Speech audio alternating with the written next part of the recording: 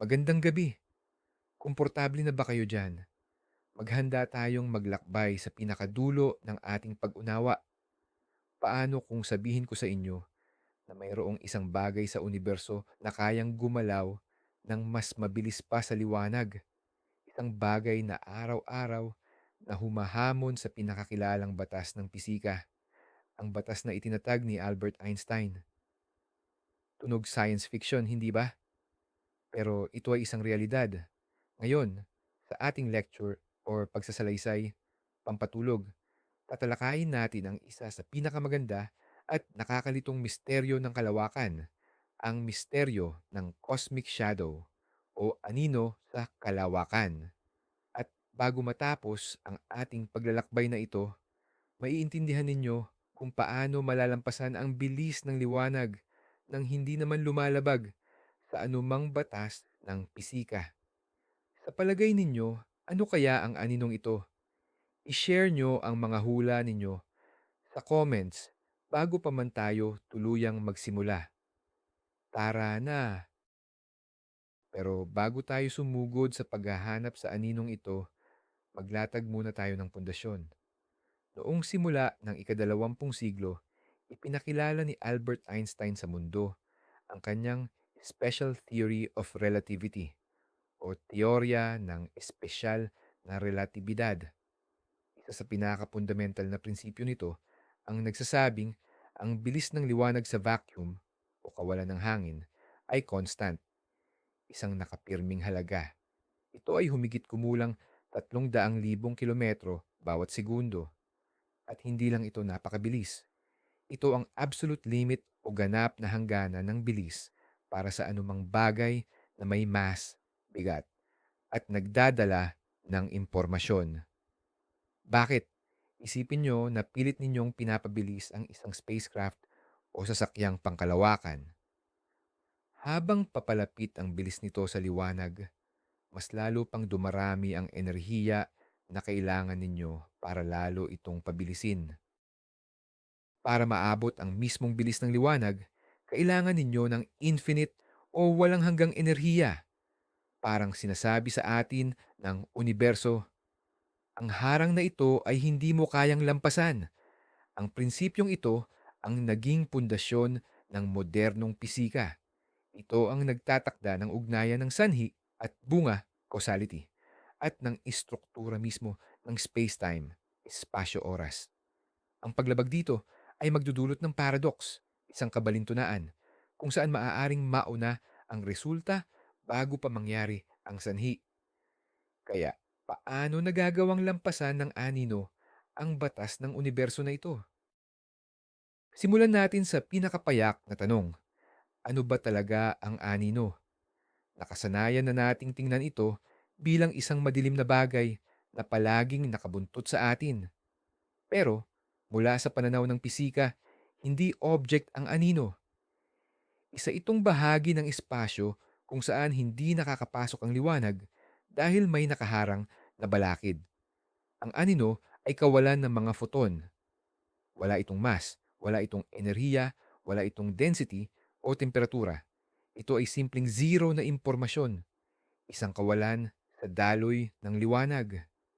Ipagpalagay natin na may isang silid na may daan-daang bombilya sa kisame. Kapag pinatay mo ang isa, may lilitaw na madilim na batik sa sahig. Kung sunod-sunod mo namang papatayin ang mga ito, ang batik ay gagalaw. Pero mayroon bang material na bagay na talagang gumagalaw? Wala. Ang gumagalaw lang ay ang hangganan sa pagitan ng liwanag at ng kawalan nito. Yan ang susi na ideya na tutulong sa atin para malutas sa ang buong misteryo. Ang anino ay hindi isang bagay kundi isang epekto.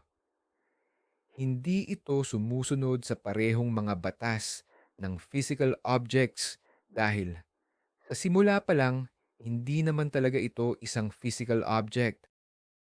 Ngayon, magsagawa tayo ng isang thought experiment or eksperimento sa isip na malinaw na magpapakita kung paanong ang isang anino o tuldok ay maaaring gumalaw na parang mas mabilis pa sa liwanag. Ipagpalagay nating nakatayo ka sa gitna ng isang napakalaking bilog na silid. Ang layo ng dingding mula sa iyo ay, sabihin na nating, isang light year, isang taon ng liwanag. May hawak kang isang malakas na laser pointer. Itutok mo ang sinag sa dingding at may lilitaw na maliwanag na tuldok. Ngayon, gumawa ka ng isang simpleng paggalaw. Bahagya mong igalaw ang iyong pulso. 1 degree lang. Ano ang mangyayari sa tuldok sa dingding? Ito ay agad nalilipat sa isang arko o arc. Kalkulahin natin kung gaano kalayo ang aabutin nito. Napakalaki ng sirkumperensya ng bilog na may radius na isang light year. Kahit maliit na pagbabago lang sa anggulo ay magpapagalaw sa tuldok sa dingding sa isang napakalawak na distansya. Kung napakabilis mong igagalaw ang iyong pulso, halimbawa, sa loob lamang ng 1 sentimo ng segundo, 100th of a second, ang linear speed ng paggalaw ng tuldok sa dingding ay lubhang lalampas sa bilis ng liwanag. Pero nilalabag ba nito ang mga batas ng physics? Hindi, dahil ang tumatama sa dingding ay iba-ibang photons na nagmula sa laser. Ang tuldok A at tuldok B sa dingding ay binibigyan ng liwanag ng iba-ibang light particles. Walang anumang paglilipat ng impormasyon na naganap ng mas mabilis pa sa bilis ng liwanag. Parehong prinsipyo ang gumagana sa anino, pero kabaligtaran naman ito.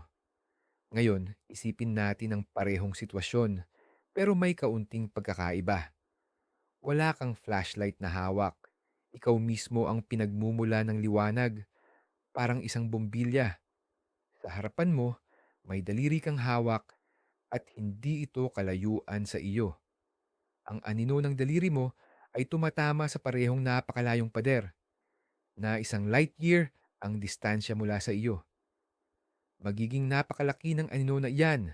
Ngayon, ulitin mo ang parehong galaw. Bahagya mong igalaw ang daliri mo. Ang anino sa pader ay biglang lilipat mula sa isang punto patungo sa isa pa. At muli, dahil sa napakalaking distansya at sa mga batas ng geometry, ang bilis ng paggalaw nito ay pwedeng maging anuman. Maaari itong mas mabilis ng libo-libo o milyon-milyong beses kaysa sa bilis ng liwanag.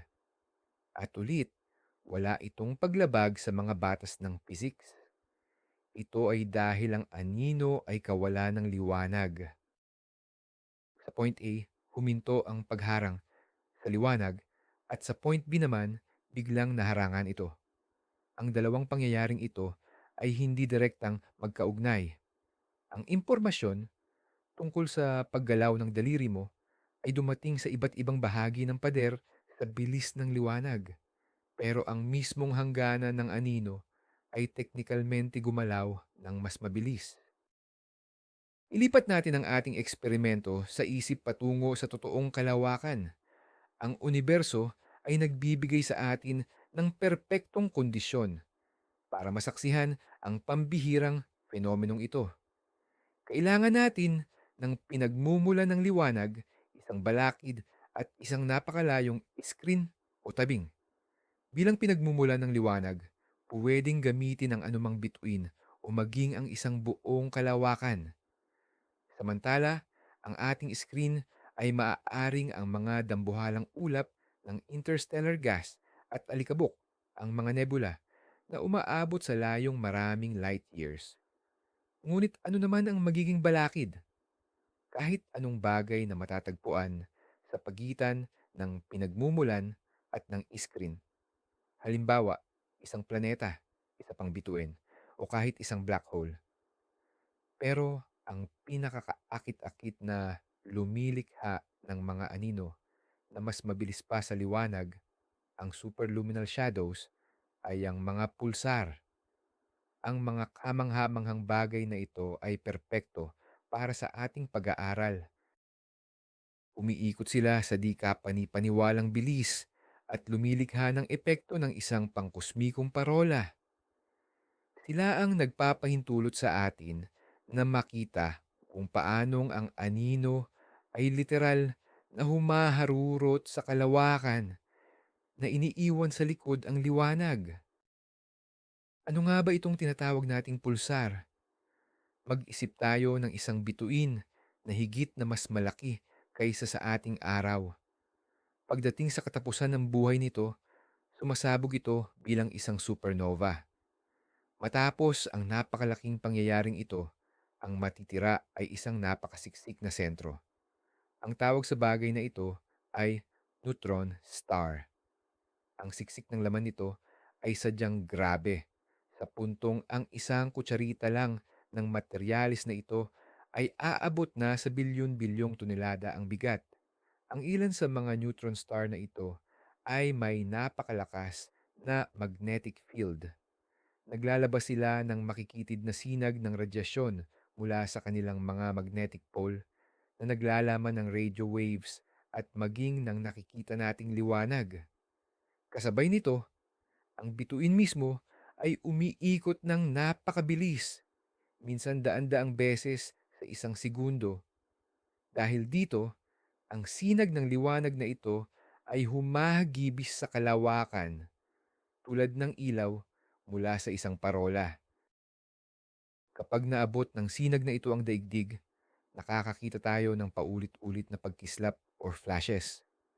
Ito ang dahilan kung bakit tinawag silang mga pulsar. Para sa ating eksperimento, ang pulsar ay ang perpektong umiikot na sagabal or mas tumpak. Ito ang perpektong pinagmumula ng liwanag para makalikha ng gumagalaw na anino. Ngayon, pagsamahin na natin ang lahat ng sangkap. Mayroon tayong pulsar na umiikot. Sabihin na nating 10 beses bawat segundo. Naglalabas ito ng makitid na sinag ng liwanag. Sa napakalayong distansya mula rito, ilang libong light years ang layo, ay may isang higanting ulap ng gas at alikabok. Ito ang ating tabing.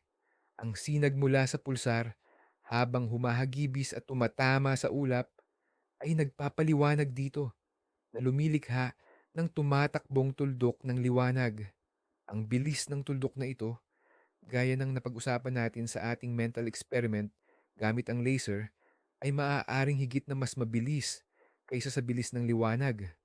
Ngayon, isipin naman natin na may isa pang bagay sa pagitan ng pulsar at ng ulap. Halimbawa, isang maliit at siksik na ulap ng alikabok.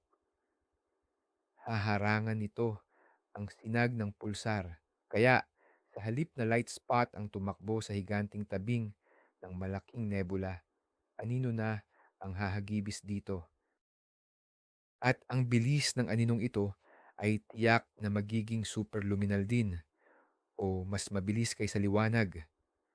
Talaga namang inoobserbahan ng mga astronomo ang mga ganitong pangyayari. Nakikita nila kung paanong humagibis ang mga light pattern at anino mula sa mga pulsar sa malalayong nebula, at ang kinakalkula nilang bilis ay talagang nakamamangha. Upang mas ma-appreciate natin ang lawak nito, kumuha tayo ng isang tiyak na halimbawa. Tingnan natin ang sikat na pulsar sa Crab Nebula. Ito ay umiikot sa bilis na halos 30 ikot bawat segundo. Ang mismong nebula na nagsisilbing screen o pinaglalagyan ng projection ay ilang light years ang layo mula sa pulsar. Sa simpleng pagkalkula, ipinapakita na ang mga anino at sinag ng liwanag na nalilikha ng pulsar na ito sa materya ng nebula ay kumikilos sa bilis na humigit kumulang 500 beses na mas mabilis kaysa sa bilis ng liwanag. Isipin ninyo ito, bago pa man makarating ang isang photon ng liwanag mula sa pulsar patungo sa nebula, ang anino sa nebulang iyon ay nakapag-ikot na ng daan-daang beses. Ito ay parang isang higanting cosmic cinema kung saan napakabilis umikot ng projector, kaya't ang imahe sa screen ay mas mabilis na gumagalaw kaysa sa mismong liwanag na nagmumula sa projector. Ito ang isa sa mga pangyayari na nagtutulak sa atin na tanawin ang nakasanayang mundo sa panibagong paraan at maintindihan kung gaano kamangha-mangha at kasalungat sa ating intuition, counterintuitive, ang mga pagpapakita ng universo. Ang pinakapangunahing tanong na pumapasok sa isip natin ay, pwede ba nating gamitin ang pangyayaring ito para magpadala ng impormasyon na mas mabilis pa sa bilis ng liwanag? Halimbawa, makakapagpadala ba tayo ng mga superluminal na telegrama gamit lang ang anino? Ang sagot, sa kasamaang palad, ay hindi. At dito nakasalalay ang esensya kung bakit hindi pa rin nasisira ang theory of relativity. Isipin mo na gusto mong magpadala ng mensahe mula sa point A papunta sa point B sa isang malayong screen gamit ang anino. Para magawa yan, kailangan mong i-modulate o kontrolin ng anino. Halimbawa, ginagawa mo itong lumitaw at mawala para magpadala ng Morse code. Para makalikha ng anino sa point A, kailangan mong maglagay ng harang sa dadaanan ng sinag ng liwanag na papunta mismo sa point A. Ang impormasyon tungkol sa paglagay mo ng harang ay abot sa screen sa bilis lang ng liwanag. Ganoon din, para makagawa ka ng anino sa point B, kailangan mo ring manipulahin ang sinag na papunta sa point B. Walang direktang sanhi at bunga sa pagitan ng paglabas ng anino sa point A at point B. Hindi mo pwedeng gawin na kapag nakalikha ka ng anino sa point A, mapipilitan itong lumipad or umabot agad sa point B at magpadala ng impormasyon doon.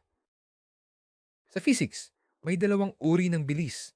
Ang phase velocity, bilis ng yugto, at group velocity, bilis ng grupo. Isipin mo ang mga alon sa tubig.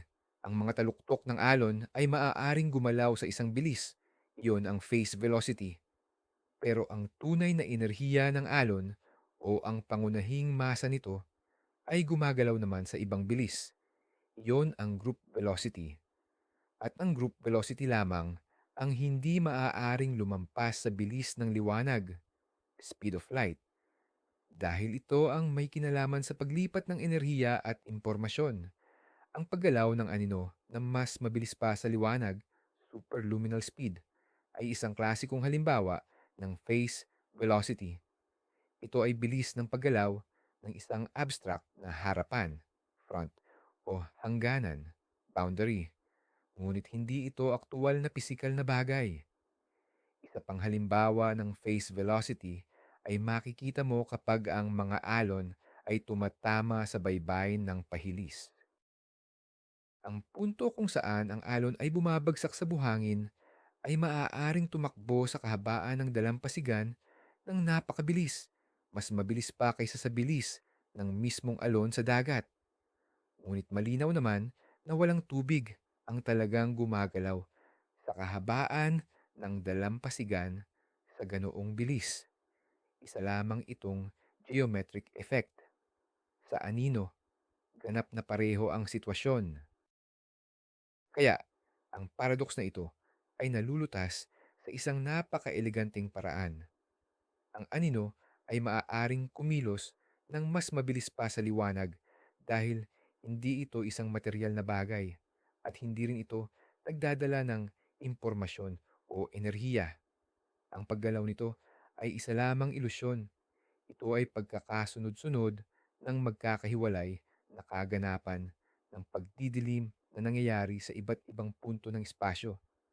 Ang bawat isa sa mga pangyayaring ito ay sumusunod sa mga batas ng pisika at nangyayari ng hindi mas mabilis kaysa sa pagdating ng impormasyon mula sa pinagmulan ng liwanag at sa humaharang na bagay.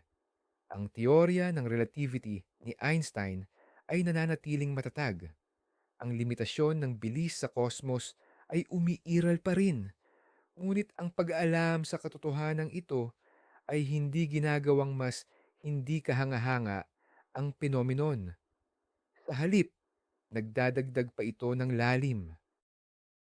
Nakikita natin kung paanong ang simpleng mga batas ng geometry, kapag pinarami sa sukat kosmiko, ay nagbubunga ng mga pangyayaring tila imposible at mahiwaga sa ating paningin. Ito ay isang paalala na ang universo ay puno ng mga ilusyon, at ang ating tungkulin bilang mga mananaliksik ay ang matutunan kung paano ihiwalay ang mga ito mula sa tunay na katotohanan. Nakaka-interes na ang ganitong uri ng epekto ay makikita rin sa iba pang larangan ng pisika. Halimbawa, sa quantum mechanics, mayroong tinatawag na quantum entanglement.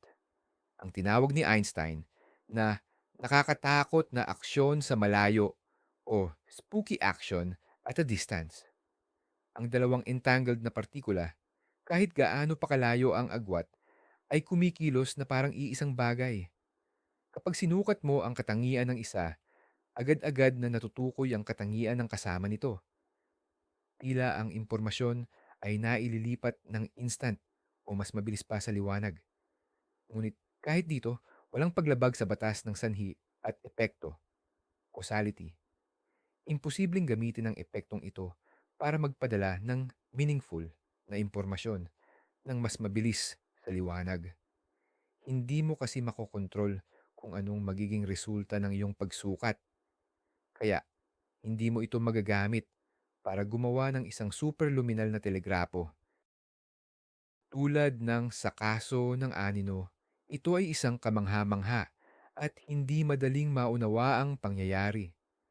Ngunit sa kabila nito, perpekto itong umaayon sa umiiral na mga batas ng pisika, kahit pa napipilitan tayong pag-isipan ng malalim ang kalikasan ng ating realidad. Balik tayo sa usaping anino at pag-isipan natin ang iba pang posibleng mangyari.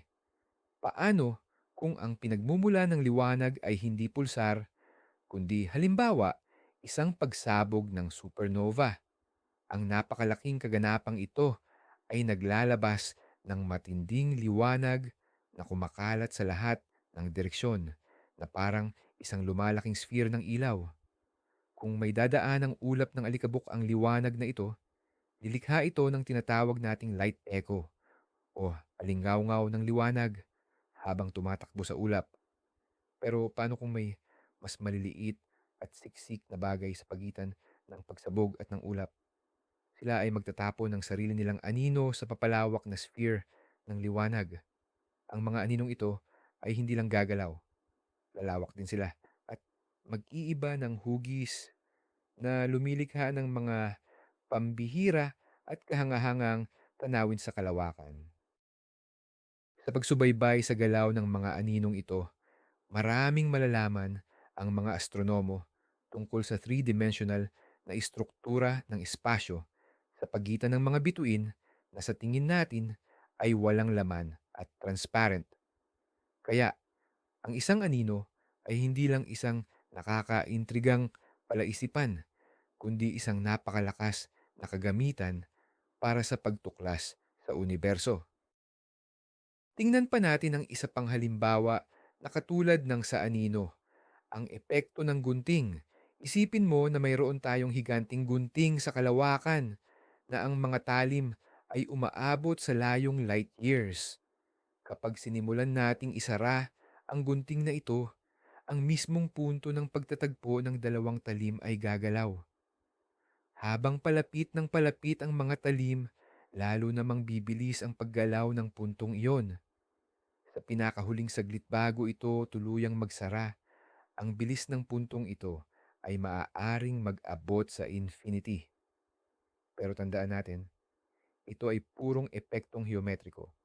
Ang intersection point na iyan ay hindi pisikal na bagay, kundi isa lamang itong mathematical abstraction. Wala itong dinadalang enerhiya. At higit sa lahat, walang anumang bahagi ng mismong talim ng gunting ang gumagalaw ng mas mabilis kaysa sa bilis ng liwanag.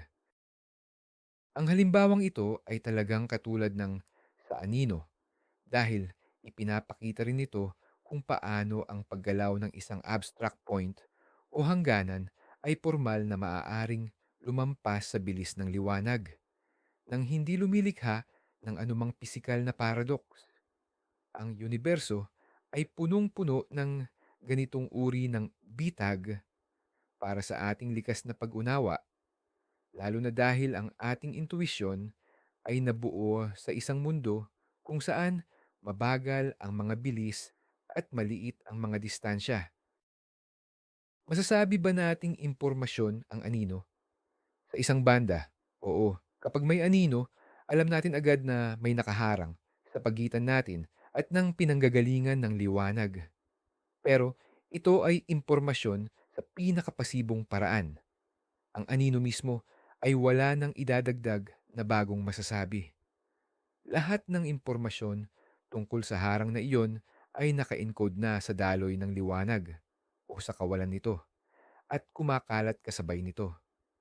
Kaya naman, kapag sinasabi nating hindi maaaring lumampas ang bilis ng impormasyon sa bilis ng liwanag, ang tinutukoy natin ay ang aktibo o bagong impormasyon. Yung mensahe na kailangang likhain, ipadala at tanggapin.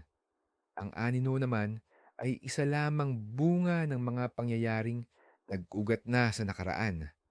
Ang paglalakbay nito sa isang screen ay ang simpleng paglalahad lang ng impormasyon na iyon sa espasyo at oras sa bilis na hindi rin lalampas sa bilis ng liwanag para sa bawat individual na bahagi ng screen.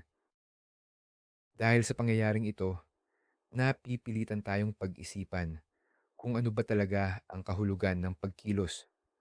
Ano ba ang nasa isip natin tuwing binabanggit natin na may gumagalaw?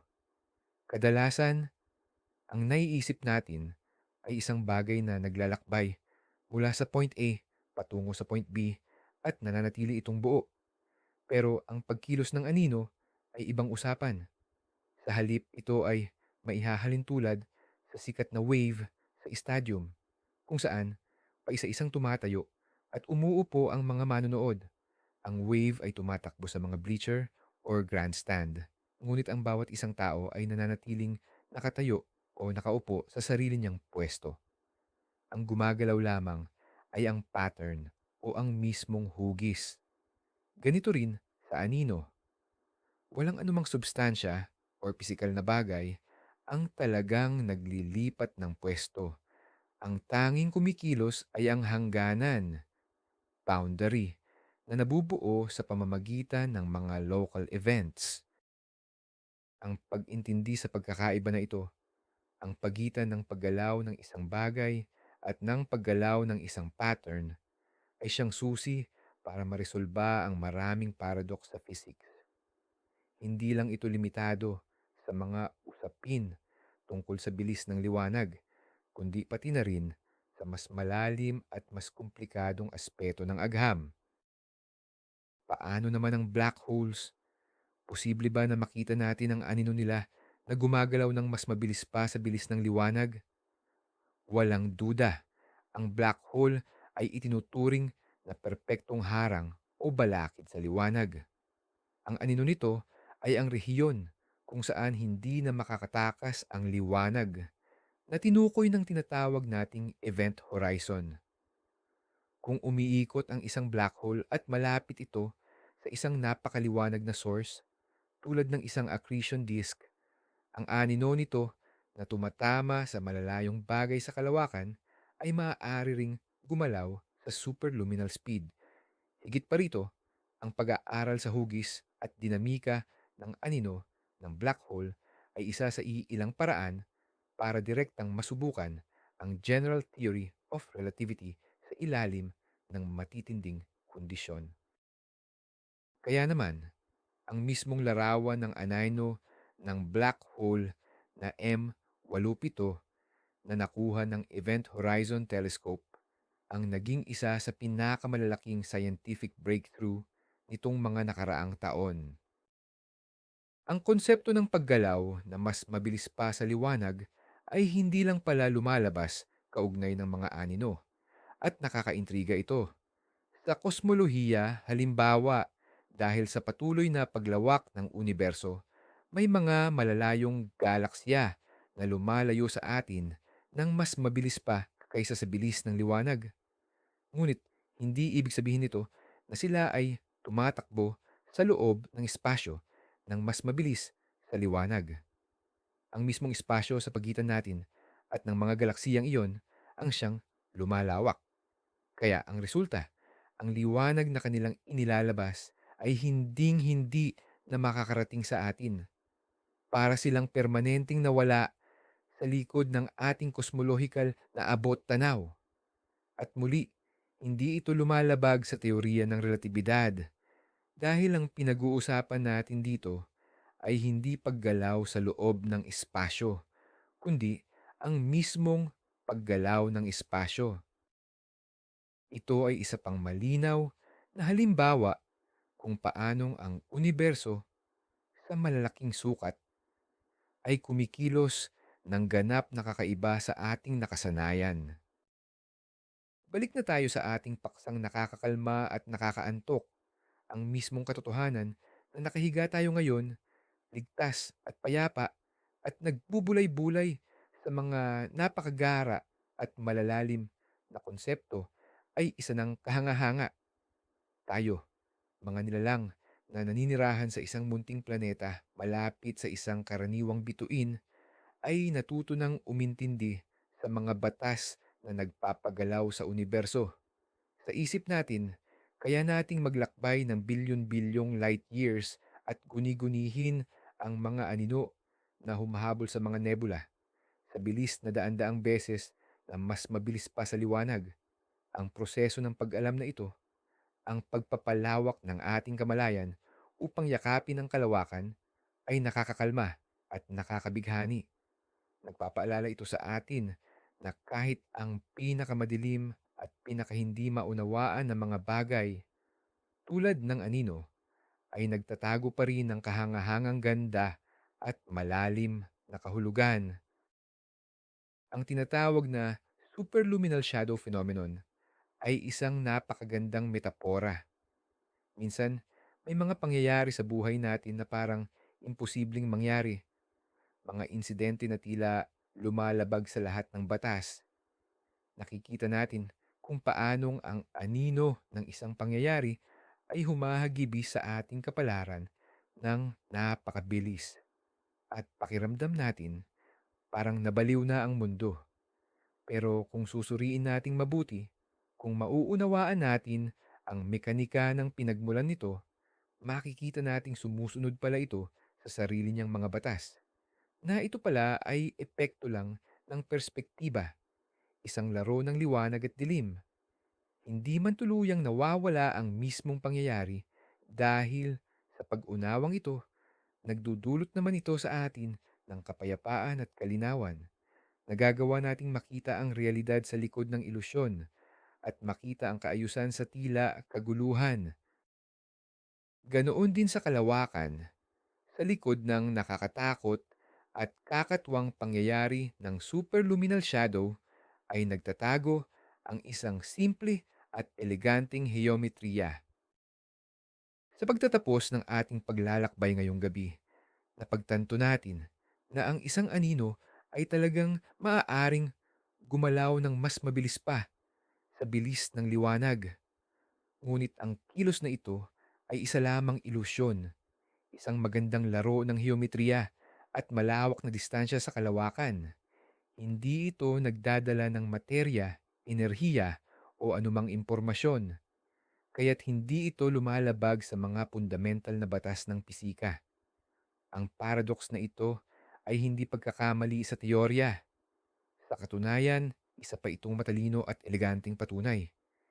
Ipinapakita nito kung gaano kahalaga na tiyaking malinaw ang bawat konsepto na ating ginagamit.